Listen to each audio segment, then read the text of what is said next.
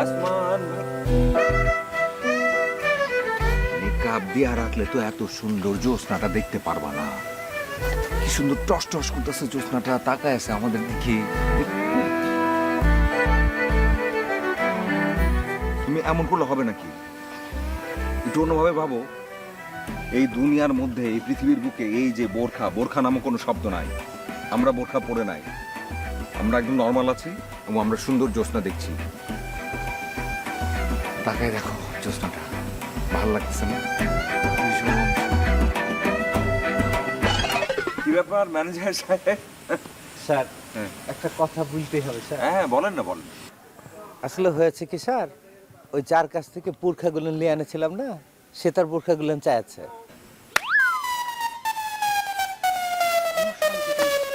মানে চট দিয়ে না আপনার গালে দাঁত ফেলে দেওয়া উচিত। যখনই বোরখাটা নিয়েছিলাম তখনই আপনাকে বলেছিলাম যে আমরা যতদিন আছি ততদিন পর্যন্ত এই বোরখাটা আমাদের কাছে থাকবে, বলিনি?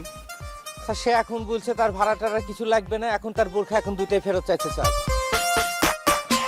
আপনি, আমি তো জানি কেন আপনি সব কথা বলছেন, আপনার ভিতরে কি চলছে আমি খুব ভালো করে বুঝতে পারছি।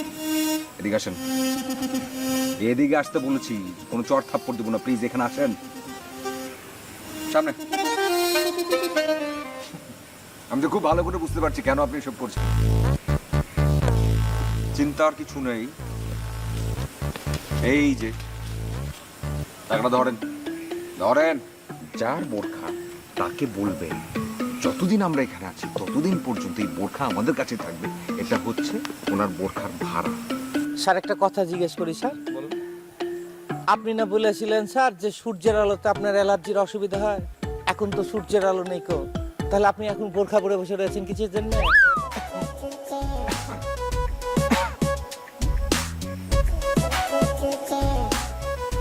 মশা, একটু আগে তুমি মশা মারছিলে না? কি জঘন্য মশা আপনাদের এখানে, আপনার কোনো ধারণা আছে? কোথাও ঠিক মতো বসা যাচ্ছে না, সারাক্ষণ কামড়াচ্ছে। আপনাদের কি উচিত জানেন? যারা এখানে আসে তাদের প্রত্যেককে একটা করে মশারি দিয়ে দেয়। এই যে এই যে এই যে সামনে দিয়ে ঘুরছে, সামনে দিয়ে ঘুরছে। এখন থেকে এখানে যারা আসবে সবাইকে একটা করে আমি বোরখা সাপ্লাই করবো স্যার। আপনি নিজেও পড়বেন। Okay sir. এদিকে আসেন, স্যার এই টাকাটা আপনার জন্য। ঠিক আছে। যান যান। আচ্ছা কি যেন তখন বলছিলাম আমি? তুমি একাই কথা বলো, বোরখা পরে।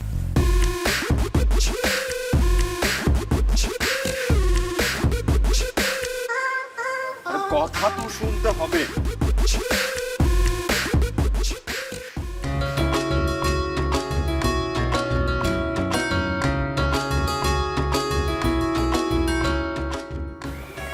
তুমি কোথায় থাকো বলো তো? দেখো না আমার ছবিগুলো না সুন্দর আসতেছে না আজকে। রোজি, আমরা মনে হয় ভয়ঙ্কর কোনো কিছুর দিকে এগিয়ে যাচ্ছে। মানে তুমি কি এখানে গোয়েন্দাগিরি করতে আসছো না বেড়াতে আসছো? ওই মহিলা বললো না তার স্বামী কথা বলতে পারে না, বোবা। আমি নিজের চোখে দেখলাম একটু দূরে থেকে, সে লোক কথা বলছে। তুমি নিজের কানে শুনেছো কি বলেছে? তোমাকে তো আমি বললাম আমি দূর থেকে দেখেছি, তাই আমি বুঝিনি ওরা কি বলছে, কিন্তু আমি কথা বলতে দেখেছি। আর ওই যে ম্যানেজার, ওইটা একটা ক্রিমিনাল। আমি দেখলাম ওই লোকটার কাছ থেকে টাকা নিচ্ছে। তুমি কি এবার এসব একটু থামাবা? একটু বেড়াতে আসছি, একটু সুন্দর মতো বেড়াতে দাও প্লিজ। রোজি তুমি ভুল করছো। যদি ওরা ভয়ঙ্কর কোনো কিছু করে বসে, যদি রাতে অ্যাটাক করে বসে, তাহলে আমরা সবাই সাফার করবো না? তুমি এখন কি করতে চাচ্ছ? আমি ম্যানেজারকে বলেছি পুলিশকে ইনফর্ম করার জন্য, জানি না সে কি করবে। হাই হাই, আমারও তো খুব ভয় লাগতেছে শোনা এগুলো শুই না। চলো আমরা রুমে চলে যাই। চলো চলো।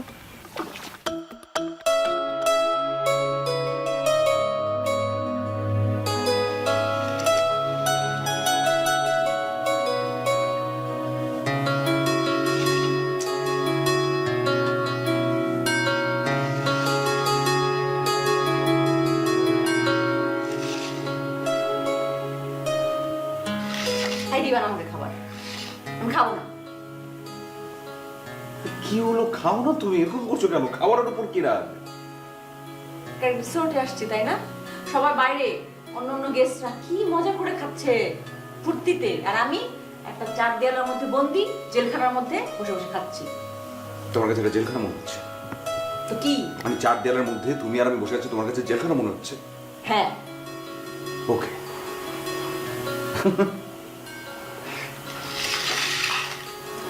এই যে তুমি এটা না ভীষণ অদ্ভুত।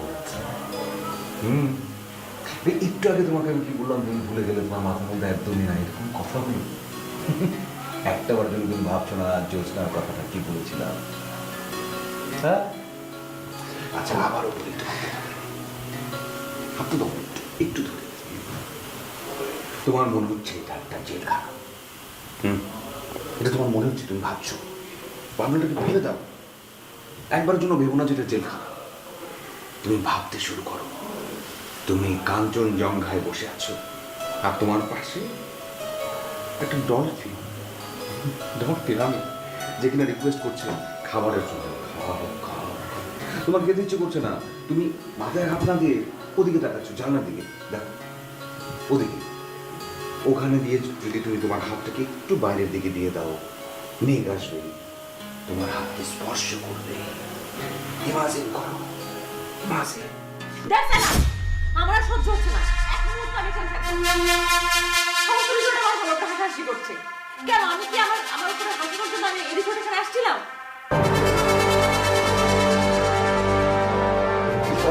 তাই হচ্ছে বাচ্চা বস, আর এই বসের বাচ্চা বসকে আমি খুন করে ফেলবো।